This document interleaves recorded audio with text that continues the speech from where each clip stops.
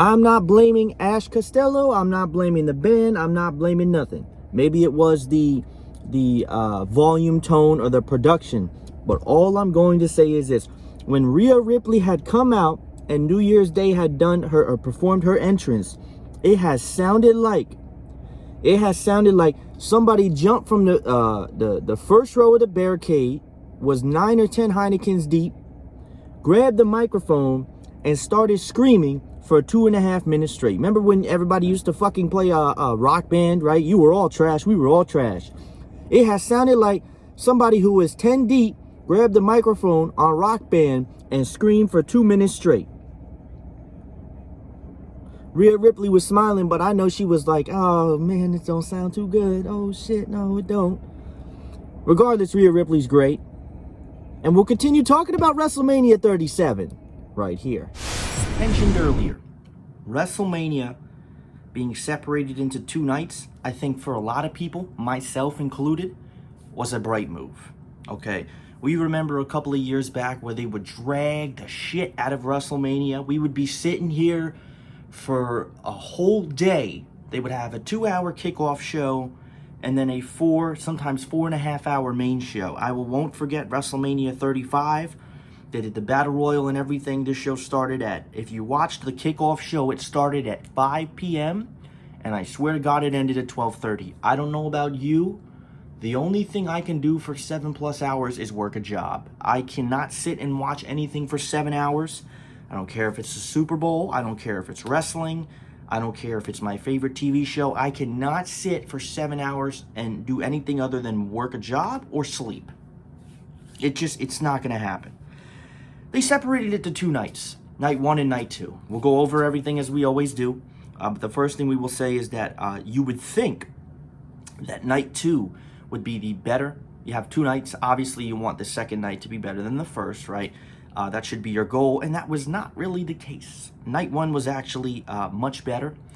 I felt night 2 was rushed. I felt like I was watching it, and then they were just, you guys got 7 minutes, go out there, you get spots, and then poof, match is over. Next. It was, I was watching with my friend at his house, and I felt like I had just arrived, and we were already on the co-main event. Now, that's not necessarily bad, because every match can't be a 5-star classic. Every match can't be 20 minutes long. But I had just felt that I was watching and I was like, why is this so rushed, right? That was just me. Let's get into it, right? We're going to talk about WrestleMania, the good, the bad, and quite a bit of ugly. Overall, good show. Does it live up to the hype of WrestleMania? Parts of it do, and parts of it don't. Overall, you gun to your head, thumbs up or thumbs down. I'm giving it a thumbs up. Much better than last year's show. Obviously, we had fans, and they had pyro and a lot more to work with. Obviously, we had the tag team SmackDown and the Andre the Giant on SmackDown. Again, the Andre the Giant Memorial Battle Royal wins the Andre the Giant winner wins absolutely nothing, except a nice shiny trophy until a couple weeks later we forget it all happened. Kicking off the show, I was saying that Drew McIntyre should have the first entrance to kick off WrestleMania. I said that a long time ago. The guy won the world title last year in the main event in front of people, okay? And I said that he should be the first entrance. Obviously, well, before the show actually started, I didn't see this, but Vince McMahon came out, said, welcome to WrestleMania. Some of the wrestlers were emotional. Obviously, great to have fans back. If you're a professional athlete, the fans are absolutely everything. And that's awesome. The only thing is that now going forward, we have the Thunderdome. So it's, yeah, we have fans back, and then tonight, it's the same thing that it was for the last year. Obviously, the transition to arenas is a little bit more complicated than it would be for stadiums, and you can't just run back into that. That's an extensive process. You have to find arenas to visit. It's going to be a while before they can do that, but there should be very soon where we start to have actual fans inside of the Thunderdome. I don't know how long the Thunderdome name comes to last, just based off of the fact that, you know, you can't call it the Thunderdome forever, because once the fans are not there, it's not the Thunderdome. Drew McIntyre comes out. Great entrance. You could see he was actually, almost seemed like he was holding back. You know, if anybody deserved this first entrance, it was Drew McIntyre. Drew McIntyre and Bobby Lashley for the WWE title. Great match to kick off the show. You know what's funny is that a lot of people, the longer that this went on, I felt more people were behind Bobby Lashley. At least I was, right?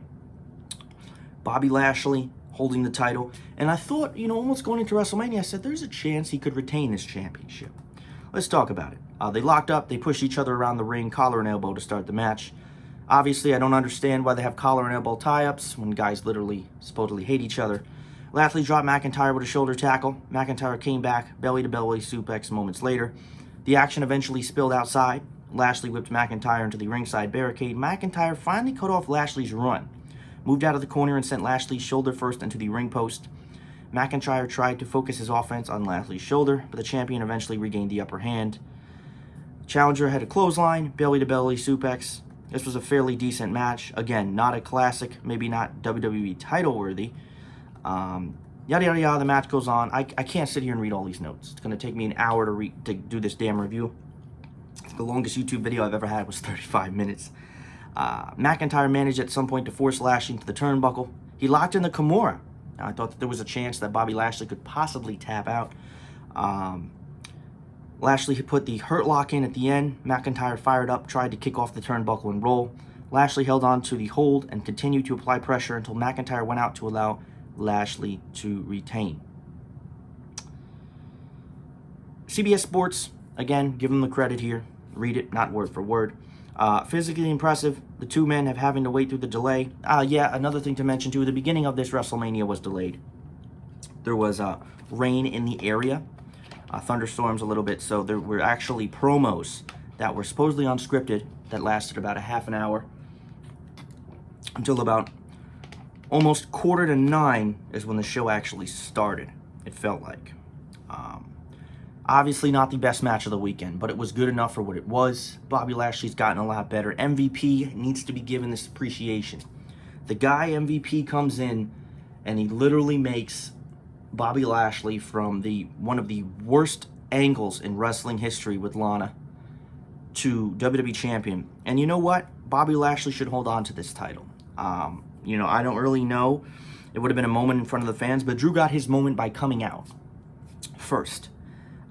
Drew McIntyre does not need the WWE title to feel important. Bobby Lashley, not saying he does, but I think that right now it fits him. Where do they go now? Obviously, you have Backlash in a couple of weeks, so you're going to see a lot of rematches, I'm sure. That's the one pay-per-view that I almost can't stand because it's literally WrestleMania recycled on a smaller scale. There will be at least 3 or 4 matches that are WrestleMania rematches. If WWE doesn't say screw it and do it tonight. It was an alright match. Bobby Lashley retains the WWE Championship, and that is that. What was not good was the next match. This was a complete disaster. This match was terrible. Everything that could possibly go wrong in this match went wrong. It went wrong. It was the tag team turmoil between Naomi, Lana, Mandy Rose, Dana Brooke, Natalya, Tamina, the Riot Squad, Carmella, and Billie Kay. With the winners getting a women's tag team championship match last night on night number 2. I will mention all of the bad things really quickly. Mandy Rose busted ass on her way to the ring. Dana Brooke apparently had a nip slip. There were some botches. And Greg... oh, shit, what is his name? Greg Hamels? I keep forgetting his name. But the SmackDown announcer completely botched the ending. He announced the wrong winners and then awkwardly changed it. I don't even want to go over this match because there was nothing of importance. I will tell you that Tamina came off the top rope for a splash to score the win. Natalya and Tamina advanced in this match, and they secured a title shot for night 2. It says that there was no pairing getting enough time to really turn into anything special, but also things moving quickly enough to hide any potential issues. Yeah, there was a lot of issues with this match. This match was not good. Natalya and Tamina would get the victory and move on to a championship match in the next night. I actually thought, not that I cared, but I actually thought that they were going to go the route of Naomi and Lana. But again, we can only hope Naomi gets her time to shine at some point. Let's move into something fantastic. Cesaro and Seth Rollins, and I said this before WrestleMania. I said if you give these guys the time to go, they are 2 of the best workers in the business, and Cesaro has been criminally underrated for many, many years. Almost a decade. So if anybody needed, you know, Seth Rollins has had quite a few WrestleMania moments. If anybody needed the moment, it was Cesaro, and boop, my man got it. Cesaro and Seth Rollins. Cesaro supposedly injured his shoulder or arm in this match. However, Cesaro tried a swing twice very early in the openings of the match. Rollins managed to avoid. Cesaro did hit a spinning European uppercut. Drop kicked Rollins as he was seated on the top rope. Rollins was able to cut off the early fury of Cesaro, attacking the arm. Rollins came off the top rope with a twisting splash after regaining the upper hand. What? Didn't he used to do, like, Rollins was the type of guy where he used to do big-ass moves. He used to do these crazy moves, and the Phoenix Splash, whatever. Couldn't have brought that out. I guess it was raining, didn't want to die. Cesaro hit the neutralizer after kicking out of the splash. The exchange of big moves and near falls continued as Cesaro went for another neutralizer. But Rollins countered into the pedigree. Why are we using the pedigree if it's not going to get the job done? Rollins went for the stomp. Cesaro popped him up and hit a European uppercut before the hands-free airplane spin variation. Unbelievable. Cesaro followed that up with a 23 spin swing into the neutralizer for the 3 count. A fun mid-card WrestleMania match that saw a true fan favorite not only get his WrestleMania victory, but clicked into a place down the stretch in this one. Cesaro beat Seth Rollins in a classic. Was it 5 stars? Maybe not. But this was great. If you're limited on time and you're going back and watching the goods and the bads of WrestleMania, I would suggest you watch Cesaro and Seth Rollins, because Cesaro's just a beast. Cesaro's one of those guys where you could honestly, if you really wanted to, put him, forget the mid-card, have him be one of Roman Reigns' next Universal Championship opponents. He doesn't have to win the title. He could. Me personally, I would say screw it, why not?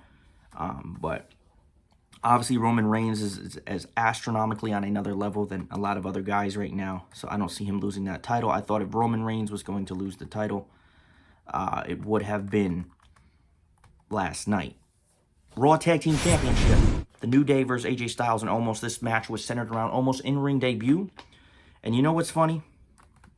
I actually thought that it made more sense for the New Day to retain their tag team championships, because why are we going to have Omos win? Is this guy going to be a full-time performer? And I guess we got that answer. Obviously, AJ Styles started the match. Omos was looking on. They were dominated for a while by the New Day. Styles was finally able to kick Kingston and managed to make the hot tag to Omos. And the moment that everybody, or the only moment that a lot of people cared about in this match, was Omos coming in. He started to walk down Woods. Woods hit some leg kicks and a drop kick, but nothing had any effect on the big man. Omos laughed while he slowly worked over both members of the New Day. He drilled Kofi Kingston with a two-handed choke bomb and scored the pin to win the titles. It was a strange tag team match to see it. Yeah, if you think about it, a hot tag to a heel, for those of you that don't speak the wrestling terminology, a hot tag is basically when the wrestler in the ring is getting tired and worn down. He's out of energy. He's been in the ring most of the match, and his tag team partner is waiting on the outside for the big moment. He's got all the energy. They just try to work up the guy in the ring, and usually it's to a baby face. The hot tag happens. He has this adrenaline rush, surge, hitting everybody, knocking down everything, and the fans go crazy. But this was to a heel. Brilliant to hide Omos' flaws and keep him looking like a completely effective monster. And Styles is made to bump around as his team's Ricky Morton. Styles and Omos win the tag team championships. Great, but now what? At some point, you know, if you're going to have a tag team run, Omos is going to have to keep training in the ring, because again, you know, this guy's not a wrestler. He obviously is training, but he's not a wrestler. And you know, I didn't expect anything over the top. You know, they were going to give Styles most of the time in this match and then have Omos do the big moves and sell him like a monster. It was all right. You know, I think Styles is capable of a little bit more at WrestleMania, and the New Day are as well. But AJ Styles is on the card, thank God. Here's a match that I didn't care about. And I didn't care about it going in. I didn't care about it when it ended. The ending was pretty creative. I will say that. We're talking about Shane McMahon and Braun Strowman in a steel cage match. Steel cage matches for me do absolutely nothing. I used to look at steel cage matches and be like, wow, this is great. Everybody's excited. They're just very basic. If you've seen one steel cage match, you've seen probably most of them. And this match was centered around Braun Strowman being bullied and called stupid. Again, not third grade. Strowman was attacked before the match by Elias and Jackson Riker. then handed McMahon a steel chair. Strowman managed to stop McMahon from an early escape, but McMahon managed to grab a sheet of metal from the top of the cage, hitting Strowman with it several times, but only getting a 1 count. Strowman again stopped McMahon from escaping the cage, letting the opportunity to toss McMahon around while driving in some big punches. Despite Strowman smashing McMahon against the cage, McMahon managed to fight back before hitting the coast to coast. It was more like a coast to the Midwest. Didn't really connect completely.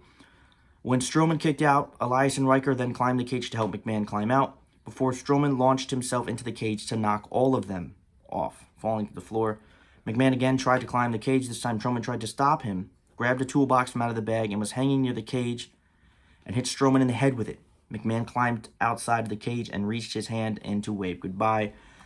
This was the most illogical ending to a steel cage match I've seen in God knows how long. Let me explain this to you. I have to hydrate first. Okay, let's just run this real quick. Shane McMahon is outside on the other side of the cage. He's about 5 feet from the floor. Now, if you're in a steel cage match and you know you're going against someone who's much better than you, all you have to do is drop to the floor. Shane McMahon can take a 5 foot... If Shane McMahon can jump off of a cage, jump off of rafters, he can take a 5 foot bump to the floor to win the match. But of course, McMahon was going to be arrogant because he was built that way. He waved, and now this was impressive. I said, there's no way Shane can lose in the position that he's in. Strowman jumped to his feet and grabbed McMahon's hand, and he ripped apart the cage. That was creative. I haven't seen that in quite a while. He dragged McMahon back inside. Strowman then hoisted McMahon to the top of the cage, climbed up himself, and threw McMahon back into the ring. Strowman followed McMahon to the ring and had a running power slam for a 3 count. Standard Shane McMahon match, good and bad involved. McMahon can, he has his moments. He's capable of a WrestleMania match with a lot of guys. Very underrated in his career. Some high risks. It was interesting, but again, I was never really interested in the match to begin with. Couldn't really get behind it. Just how I was. Braun Strowman gets the win. And he said, very cringe-like before the match ended, this is for anyone that's ever been called stupid. And then he said bullied, and I'm like, all right. Braun gets the win.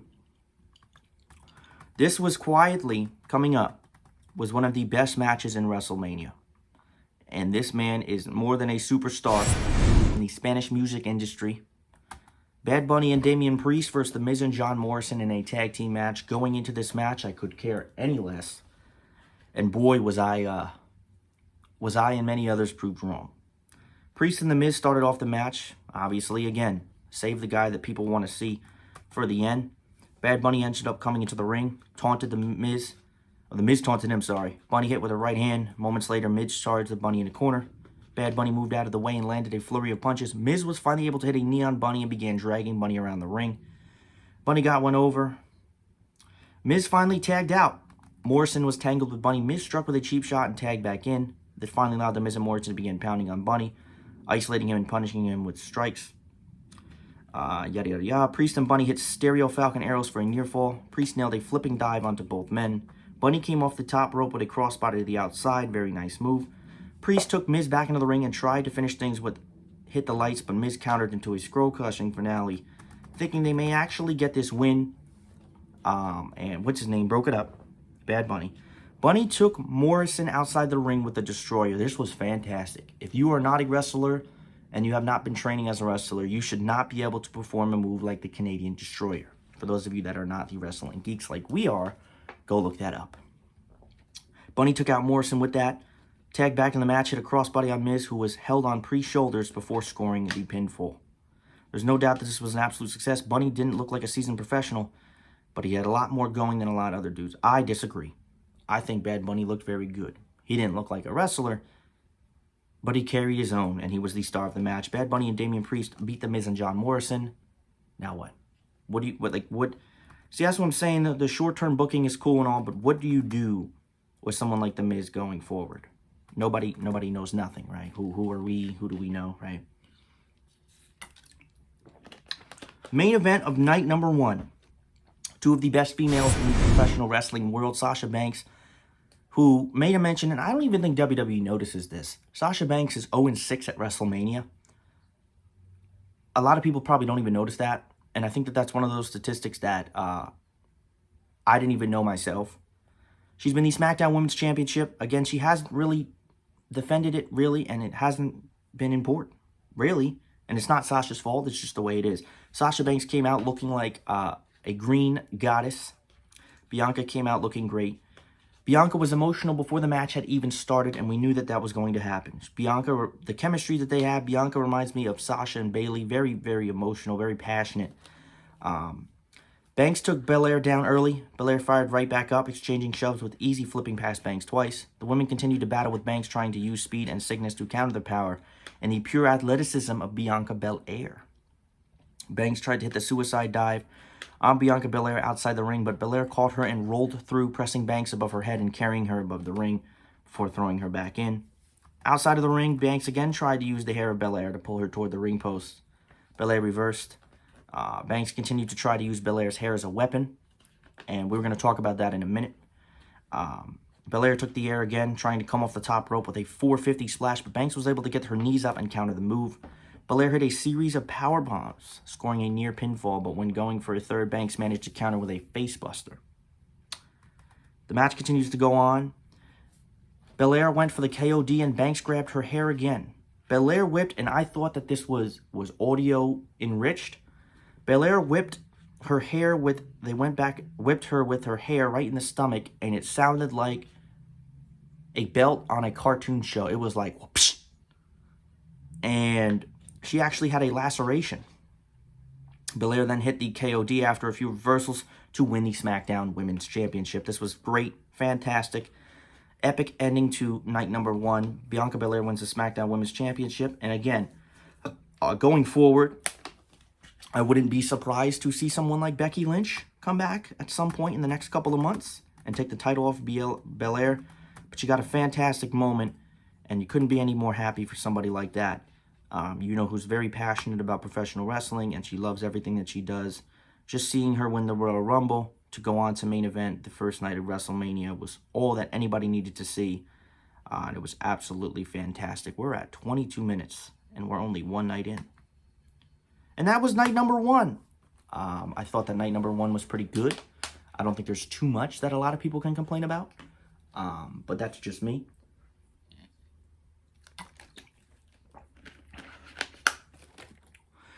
Now we get to night number 2. I believe the weather. Night number 1. Hulk Hogan and Titus came out in the beginning. And let's be honest, they were pretty good hosts. Came out dressed as pirates. Not going over that. The opening match, one of the most disappointing matches on WrestleMania, because you thought there was no way that this could happen, but it did. It was the Fiend Bray Wyatt versus Randy Orton. This feud's been building for months. Randy Orton set Bray Wyatt on fire in December. Randy Orton was feuding with Alexa Bliss. They had a match set up at Fastlane. Bray Wyatt returned. The feud continued, and obviously, we knew this was leading toward a Fiend versus Randy Orton match. There was no way that you could put any type of money for me to say that Randy Orton would win this match. But there was a twist at the end. The ending of the match was condonable. The fact that Bray Wyatt is nothing but a loser, yet supposed to be this big, giant character that we all get behind, is really depressing. This match really kind of sucked, and it was about 5 minutes long. Alexa Bliss was in a jack-in-the-box next to the ring before the Fiend emerged. That was his entrance. He then nailed Orton with a clothesline very quickly. Yada, yada, yada. Randy Orton set the Fiend into the box. Orton was finally able to start doing some damage. As Orton built momentum, he tried to hit the RKO, but the Fiend countered into the mandible claw. I got the vibe from this match pretty early that this was going to be 5 or 6 minutes of attempted finishers, and somebody was going to connect and win. Not at all a wrestling match. Disappointing. Because if you put Randy Orton versus Bray Wyatt, not the Fiend, a couple of years ago, it could have stole the show. Orton built momentum, tried to hit the RKO, countered to the claw. Fiend attempted to hit Sister Abigail, but fire shot from the ring post, and the Fiend looked at Alexa Bliss. And this is where the match quickly ended, and I didn't understand it.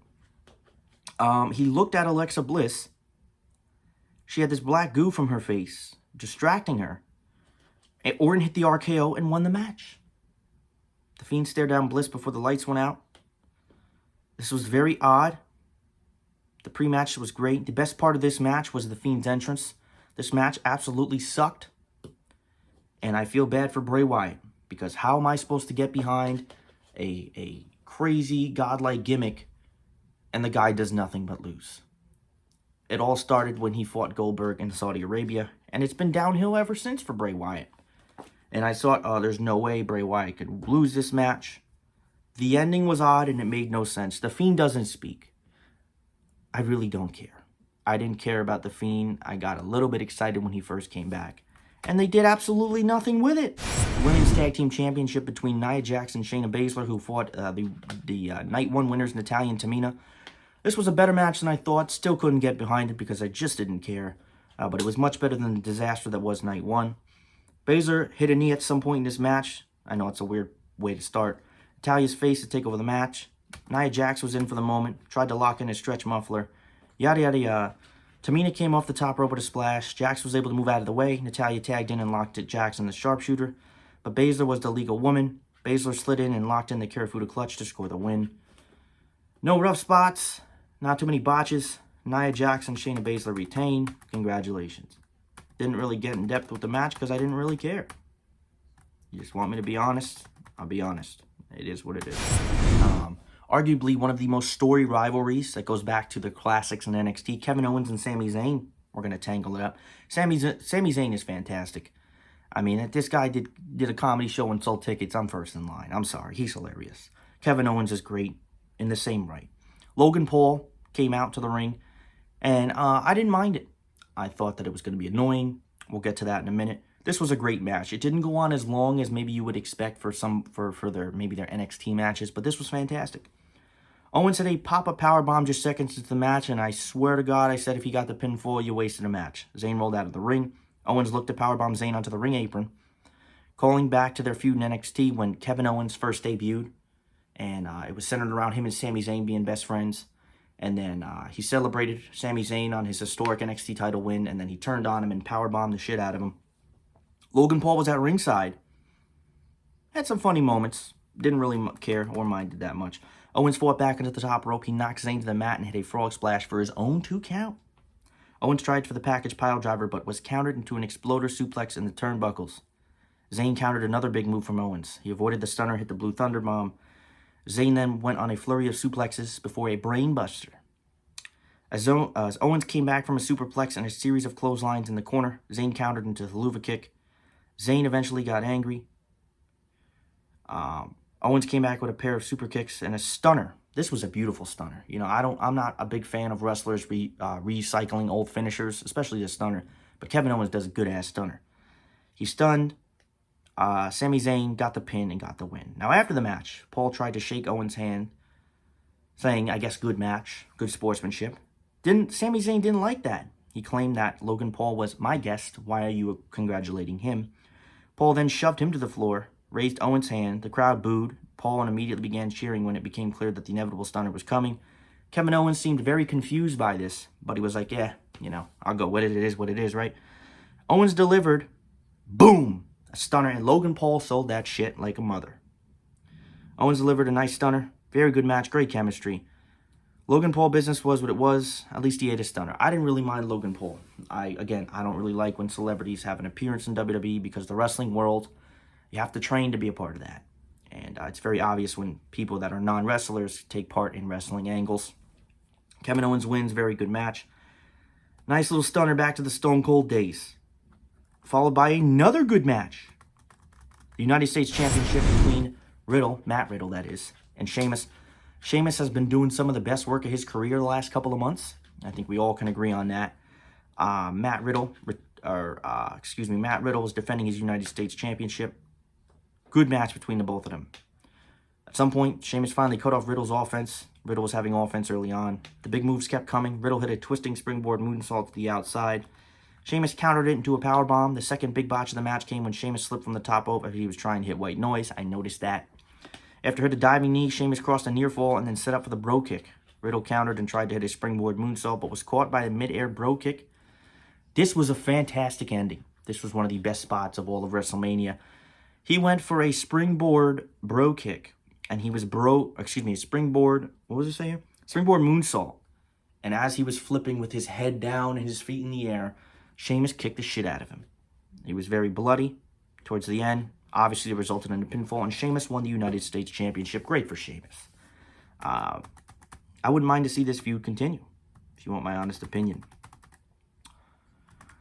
This match going in, and this is one of the things that I said about WrestleMania, is I said that we could have had a lot more gimmick matches. I was one of those guys where I said, can we have more gimmick matches, please? Right? Big E defending his Intercontinental title against Apollo Crews in a Nigerian drum fight. In other words, it's another gimmick match that is there for a one-off. That is just a no-holds-barred match with a fancy name. Big E came out. Wale performed his entrance. Fantastic. Love Big E's song, entrance, and Wale's great in his own right. And this match was better than you would think. Quietly one of the good matches of the night. Big E getting most of the offense early. Crews fired up. Came back with a flurry of shots with a kendo stick. Missed when trying to hit a splash on Big E from the top rope. Big E hit the big ending and was seemingly on his way to retain the title, but they're calling him Dabo Cotto ran into the ring to take out Big E. I don't know if this guy's been established. The announcers act like they had never seen Cotto, despite him being a fixture on Raw Underground. Well, first off, anything on Raw Underground nobody remembers because it should have never happened. I had no idea who the hell this guy was.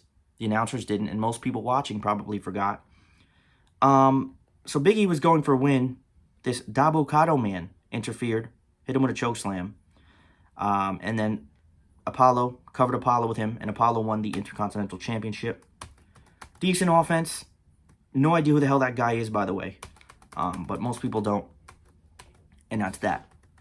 And just like that, we were on the co-main event of WrestleMania. It was the Raw Women's Championship. Asuka and Rhea Ripley, and I said in my intro, Rhea Ripley came out, and it sounded like a chalkboard.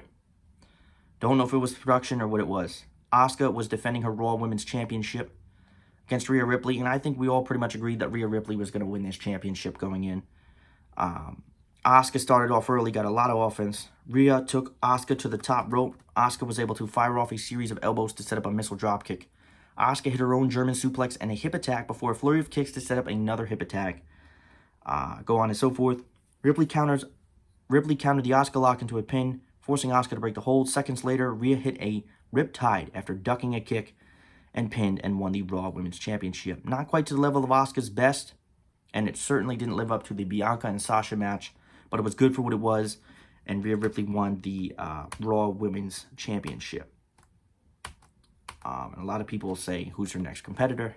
I think that both of these two will easily have some type of rematch going forward here on and there forth. The main event of WrestleMania. Everything that everybody in the world was waiting for. Let's just say this. All entrances were great. Daniel Bryan came out first. Edge came out. Edge's entrance, I don't know what it is. If it just fires me up from my childhood, but I just get so invested in it. Roman Reigns came out. Great entrance. I love how Roman Reigns is so controlled as a heel. He's just, his emotional control is just, I love it. He just looks like there's thousands of people, fireworks going on, and he's just, I'm here to get it done. Best work of his career. I don't know if I'm going to read all these notes, because, whew. This match was 100 miles an hour from the start. Lots of finishers, tables, and spots. We're going to pick it up here towards the end. Reigns pummeled Bryan at some point towards the end of this match. Took him to the outside. Powerbombed Bryan through the announce table. As Bryan was laid out, Edge drove through Reigns with a spear. Reigns and Edge ended up back in the ring with Reigns ripping a chair away from Edge. Edge responded by taking Reigns to the ground and locking in a crossface. He then grabbed a piece of a now broken chair, which broke, put it in Reigns' mouth to pull on the back hold, and this is where it got a little bit weird. Reigns was about to tap. So he had, you know how the bottom of the chair, you have the little pole. He used that as the yes lock. So he had Roman Reigns in the yes lock for a while, but he had the chair pole in his mouth. Very good spot. This was toward the end of the match. Edge snapped. Edge, where's Edge, right? Edge snapped and attacked with a steel chair. He was going for the concerto. What that is that the opponent's face is on a metal chair as they're laying in the ring, and another chair smashes his head to create some type of painful friction. Bryan went for the running knee on Edge. He was hit by a spear by Edge instead. before Edge hit Reigns with a spear. Ryan was pulled the referee from the ring, thinking that this was going to be the end. Edge snapped and attacked with a steel chair. Looking to hit both opponents with a concerto. He managed to hit Bryan with the move.